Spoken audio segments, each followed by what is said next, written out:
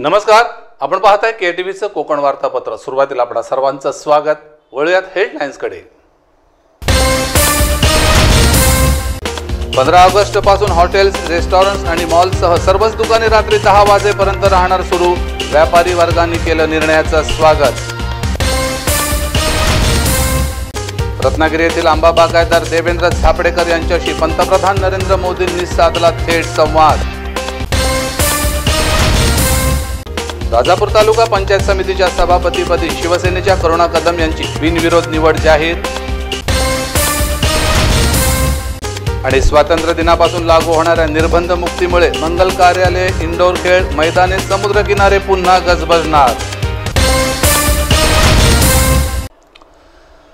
तर आता थेट वळूया सविस्तर बातम्यांकडे। कोरोनाच्या पार्श्वभूमीवर मागील काही महिन्यांपासून बंद असलेल्या हॉटेल्स, रेस्टॉरंट्स तसेच मॉल्ससह दुकानांनाही रात्री 10 वाजेपर्यंत सुरू ठेवण्यास शासनाकडून परवानगी दिली गेली असल्याने आता व्यापारी वर्गातून समाधान व्यक्त करण्यात येत आहे।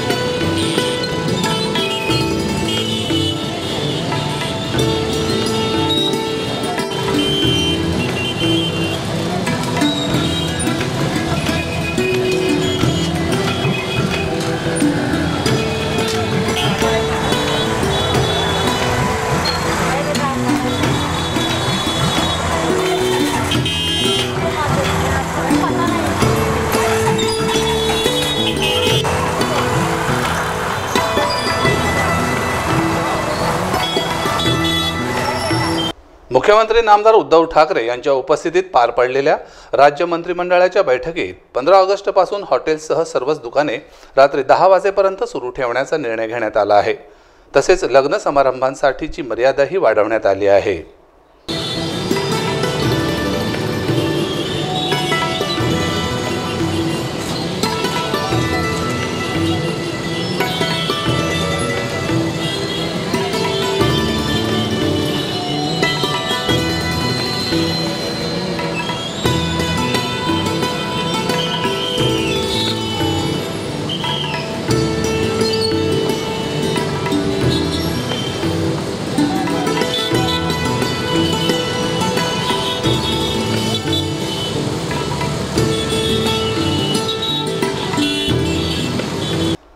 कोरोनामुळे मागील 1.5 वर्षापासून सर्वच व्यवसाय आर्थिक अडचणीत सापडले आहेत। आता महाराष्ट्राच्या अनेक जिल्ह्यातून कोरोनाचा प्रभाव कमी होऊन रुग्ण बरे होण्याचे प्रमाणही वाढले आहे। त्यामुळे हॉटेल मालक, मॉल्सवाले आणि दुकानदारांनीही वेळ वाढवून मिळावा म्हणून शासनावर दबाव आणायला सुरुवात केली।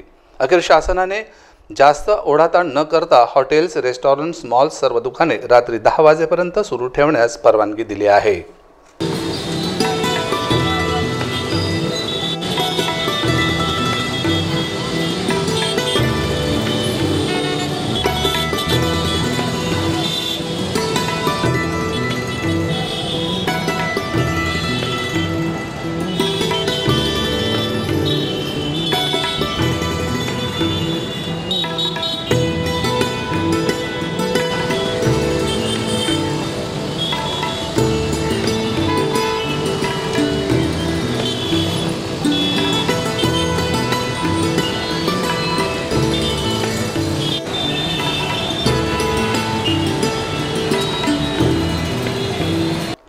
दरम्यान लग्न समारंभासाठीची मर्यादा वाढवण्यात आली आहे। तसेच मंगल कार्यालये, इंडोर खेळ मैदाने, चौपाट्या इत्यादीवरील निर्बंध उठवण्यात आल्याने रत्नागिरीसह महाराष्ट्रातील सर्व व्यापाऱ्यांनी शासनाच्या निर्णयाचं स्वागत केलं आहे।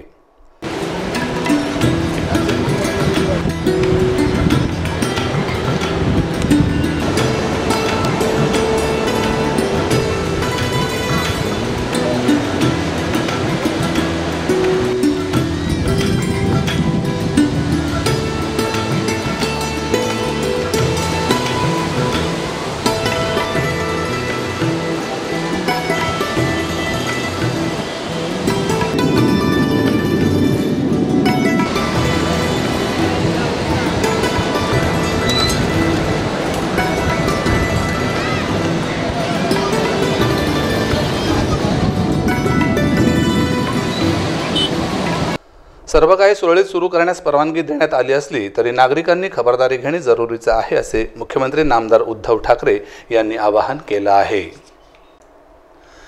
एकंदरीत कोरोनाच्या कालावधीत अडचणीत आलेल्या व्यापाराला आता पुन्हा मार्ग मोकळा झाला असल्याने व्यापाऱ्यांसह जनतेला देखील दिलासा मिळाला आहे। तर आता वळूयात पुढच्या बातमीकडे। देशाचे पंतप्रधान नरेंद्र मोदी यांनी रत्नागिरी येथील आंबा बागायतदार देवेंद्र झापडेकर यांच्याशी थेट व्हीसीद्वारे संवाद साधत आंबा उत्पादनाविषयी माहिती जाणून घेतली। जो कृषि अवसंरचना कोष के लाभार्थी हैं, इस योजना के तहत श्री देवेंद्र जी द्वारा महाराष्ट्र में आम और केला पकाने का कक्ष स्थापित किया है। श्री देवेंद्र जी नमस्कार। नमस्कार। ये क्या करते हैं आप? बेसिकली मैं एक फार्मर हूँ, मैंगो प्रोड्यूसर हूँ। मैं आम प्रोड्यूस करता हूँ और आम अभी ये प्रोजेक्ट की वजह से मैं आम पहले 14-15 दिन लगते थे, अभी ये प्रोजेक्ट की वजह से मैं 4-5 दिन में आम पका लेता हूँ। यानी ऑर्गेनिक वे है कि वो कार्बाइड का उपयोग करते हैं? नहीं, पूरी तरह से ऑर्गेनिक है, साइंटिफिकली प्रूवन है और कोई हानिकारक नहीं शरीर के लिए। आपकी पढ़ाई क्या हुई Devendra ji? Diploma in civil engineering. अच्छा, फिर आप खेती में लग गए? हाँ, पिताजी पहले से ही खेती करते थे, उसके बाद मैं और मेरा भाई और पूरी फैमिली लगती है फार्मिंग में, सब मैंगो और कैशू। आप फसल पकाने का काम करते हैं तो फसल कभी कभी खराब भी हो जाती होगी, फल को पकाते हैं आप तो? हाँ, होती थी, पहले होती थी। जो हम पकाते थे तो उस टाइम थोड़ा सा यानी 20-30% खराब होने का चांसेस था, लेकिन अभी ये राइपनिंग चेम्बर्स की वजह से क्या हुआ, उसमें 28 to 30 डिग्री का टेम्परेचर मेंटेन रहता है, तो उसमें स्पॉन्जी टिश्यू का जो इश्यू रहता है एक्सेसिव टेम्परेचर की वजह से वो बिल्कुल चला गया। 28 to 30 डिग्री मेंटेन होता है और उसमें स्पॉन्जी टिश्यू निकल गया है सब। पीएम किसान योजनेच्या 9व्या टप्प्याला प्रारंभ झाल्याचे निमित्त साधून पंतप्रधान नरेंद्र मोदी यांनी केंद्रातील पीएम किसान योजनेतून कर्ज घेतलेल्या देशातील विविध आंबा बागायतदारांशी संवाद साधला आणि त्यामध्ये देवेंद्र झापडेकर यांचा समावेश होता। तो आपके किसानों को मालूम है कि अब लोग ये कार्बाइड के द्वारा पकाए हुए फल खाना पसंद नहीं करते हैं, ऑर्गेनिक वे में पके हुए फल खाना पसंद करते हैं, और इसलिए उनको पैसे ज़्यादा मिलते हैं क्या किसानों को? हाँ बिल्कुल। अभी समझो हमने खुद का अभी प्रोडक्ट बना दिया, अभी मैंने क्या किया है, मार्केट बना दिया। मेरा जो ब्रांड है उसका नाम लग दिया श्री विश्वेश्वर मैंगोज, और उसके ऊपर मैं लिख सकता हूँ कि साइंटिफिकली प्रूवन ऑर्गेनिक राइपन, ऐसे लिख सकता हूँ। और जो क्या है अभी जो इसमें राइपनिंग चेम्बर में पकाते हैं वो आम एकदम गुड क्वालिटी का निकलता है, तो उसमें जो विष जो होता है कार्बाइड की वजह से वो होता नहीं है, और यानी पूरा हानिकारक नहीं है, एकदम सेफ है। देवेंद्र जी ये बताइए कि आपके मन में ये विचार कैसे आया कि आप ये फल पकाने का प्रोजेक्ट शुरू करें? सर ये एक प्रॉब्लम आया था। अभी देखो कोविड का पीरियड आ गया, कोविड की वजह से मंडियां बंद रही, तो अभी करने का क्या, तो एग्रीकल्चर डिपार्टमेंट ने रत्नागिरी में से बहुत अच्छा काम किया। उन लोगों ने हम फार्मर लोगों का जो फोन नंबर्स वगैरह है वो डिस्ट्रीब्यूट किया हाउसिंग सोसाइटी में, तो उसकी वजह से हाउसिंग सोसाइटी की उधर से हमारा था, तो सोचा चलो अपना राइपनिंग चेम्बर हो सके, तो मैं खुद बैंक ऑफ इंडिया मारुति मंदिर को मिला। उन लोगों बोला कि मेरे को अभी ऐसा ऐसा करने का है राइपनिंग चेम्बर, तो बोले कि एग्रीकल्चर इंफ्रास्ट्रक्चर करके एक स्कीम है, उसमें आप ये कर सकते हैं प्रोजेक्ट। तो मैं प्रोजेक्ट कर सका और मेरे को फायदा भी हो गया। अच्छा, आपने कितना लोन लिया था? आपको ये लोन मिलने में कोई दिक्कत तो नहीं आई? किसी से कोई नहीं। बीच में बिचौलिया कटमनी मार तो नहीं गया ना? नहीं, बिल्कुल नहीं। 16 लाख का टोटल लोन था और मैं कोई प्रॉब्लम भी आई नहीं। जैसे मैं बैंक में गया तो बैंक ने मेरे को खूब अच्छी तरह से कोऑपरेट किया। उन्होंने 2 हफ्ते में मेरा लोन सैंक्शन कर दिया और पोर्टल में भी उन्होंने भर दिया सर। रत्नागिरी येथील आंबा बागायतदार देवेंद्र झापडेकर यांनी थेट पंतप्रधान नरेंद्र मोदी यांनी संवाद साधल्याबद्दल समाधान व्यक्त केलं आणि त्यांना रत्नागिरी येथे येण्याचं निमंत्रणही देऊन टाकलं। सर जी आप आम के सीजन में जरूर आ जाइए इधर अरे आम वाह, टेस्ट करने के लिए। देखिए रत्नागिरी का आप तो बड़ा फेमस रहता है भाई, लेकिन इस बार तो आप लोग बाढ़ के कारण भी बहुत परेशान हो गए। हाँ, बारिश ने भी बहुत आपको हैरान कर दिया, लेकिन आपके निमंत्रण के लिए बहुत धन्यवाद आपका। धन्यवाद जी। अब आंबा बागायतदार देवेंद्र झापडेकर यांनी रत्नागिरी शहरातील थिबा पॅलेस येथे आपल्या जागेत आंबे पिकवण्यासाठीची अत्याधुनिक मशीन बसवली आहे, त्यामुळे चांगल्या दर्जाचा आंबा थेट देश विदेशात पाठवला जातो। पंतप्रधान नरेंद्र मोदी यांच्या संवादानंतर रत्नागिरी येथील आंबा बागायतदार देवेंद्र झापडेकर यांच्याशी संपर्क साधला असता त्यांनी नैसर्गिकरित्या आंबा पिकवला तर त्याला दर चांगला मिळतो आणि त्याचा स्वादही चांगला असतो असं म्हणाले। देवेंद्र जी आप इंजीनियर हो गए और खेती में वापस आ गए, तो माताजी पिताजी को थोड़ा नाराजगी तो हुआ होगा शुरू में। पिताजी तो मेरे नहीं है, लेकिन माताजी मेरे को पहले से बोलती है खेती करो, तो वो भी उसकी माँ की भी मेरी बैकग्राउंड है, वो खेती की है, तो उन्होंने पहले से प्रमोट किया। पहले मेरे को ही जाने का था इंजीनियरिंग में, लेकिन मैं ही ऐसे खेती में आपने अपनी माताजी की इच्छा पूरी कर दी। बराबर सर। देवेंद्र जी देखिए, ये आप एक उदाहरण है कि जब एक किसान खुद ही उद्यमी बनता है और जब पढ़ा लिखा नौजवान खेती में आता है तो कितना बड़ा बदलाव आ सकता है। आज आप अपने प्रोजेक्ट के जरिए ना सिर्फ अपने परिवार का बल्कि अपने साथी किसानों का भी एक प्रकार से भला भी कर रहे हैं और उनके अंदर कुछ करने की भावना भी जगा रहे हैं। देवेंद्र जी, आपने बताया कि आपको लोन कितनी आसानी से मिल गया। आज से 6-7 पहले तो गरीब किसानों को लोन मिलने में कितनी दिक्कत आती थी वो सब जानते हैं। हमारी कोशिश है कि हमारे किसानों को पैसों की, संसाधनों की किसी तरह की कमी ना हो।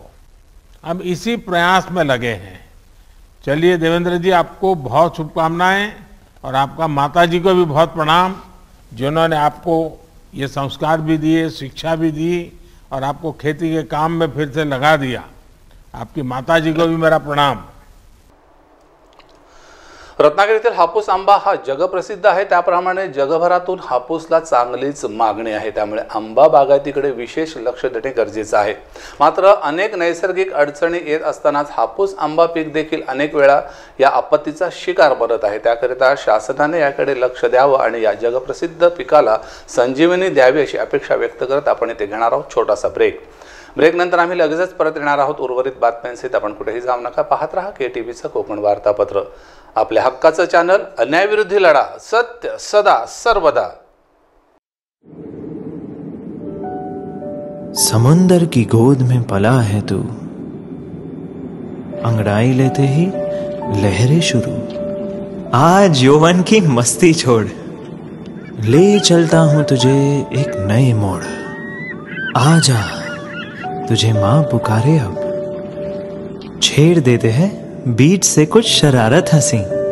गले लगा ले उसे ए फकीर, इंतजार कर रहा है तेरा तो, चल दे देते हैं उसे फसल की खूबसूरती तो।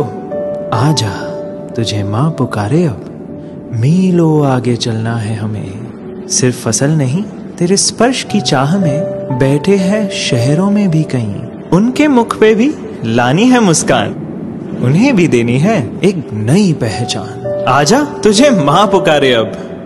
फिनोलेक्स पाइप्स, पहुंचाए पानी को अपनी मां के पास। ब्रेक नंतर पुन्हा एकदा आपलं स्वागत। तर राजापूर तालुका पंचायत समितीच्या सभापतीपदी शिवसेनेच्या करुणा कमलाकर कदम यांची बिनविरोध निवड जाहीर होताच आमदार राजन साळवी यांनी त्यांना शुभेच्छा देत अभिनंदन केलं।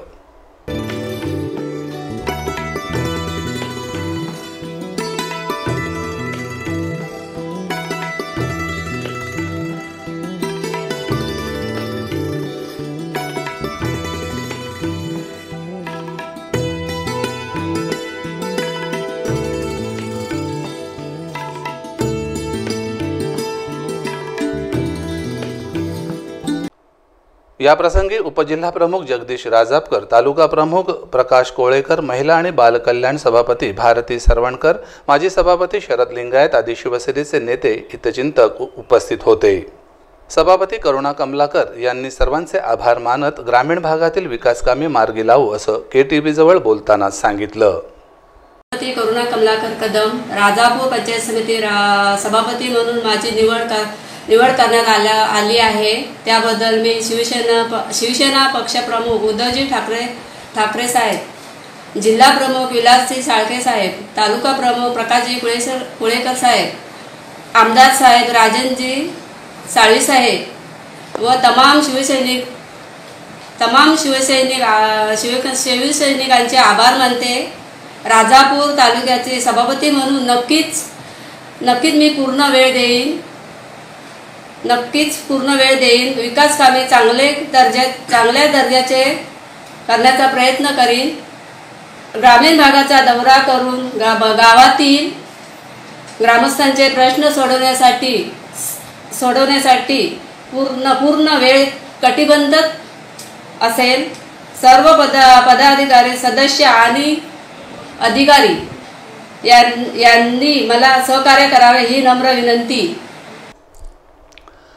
राजापूर तालुका पंचायत समितीच्या नवनिर्वाचित सभापती करुणा कदम यांनी सर्वांचे आभार व्यक्त करत विकास कामांवर आपण लक्ष केंद्रित करणार असल्याचं म्हटलं आहे। तर या होत्या आजच्या सविस्तर बातम्या आणि त्या जाता जाता शेवटी पुन्हा एक नजर ठळक घडामोडींवर। 15 ऑगस्ट पासून हॉटेल्स, रेस्टॉरंट्स आणि मॉल्ससह सर्वच दुकाने रात्री 10 वाजेपर्यंत राहणार सुरू। व्यापारी वर्गाने केलं निर्णयाचं स्वागत। रत्नागिरी येथील आंबा बागायतदार देवेंद्र झापडेकर यांच्याशी पंतप्रधान नरेंद्र मोदींनी साधला थेट संवाद। राजापूर तालुका पंचायत समितीच्या सभापतीपदी शिवसेनेच्या करुणा कदम यांची बिनविरोध निवड जाहीर। आणि स्वातंत्र्य दिनापासून लागू होणाऱ्या निर्बंध मुक्तीमुळे मंगल कार्यालय, इंडोर खेळ मैदाने, समुद्र किनारे पुन्हा गजबजणार। आणि याबरोबरच हे बातमीपत्र संपलं। भेटूया पुढच्या बातमीपत्रात। तोपर्यंत आम्ही आपली रजा घेतो। नमस्कार।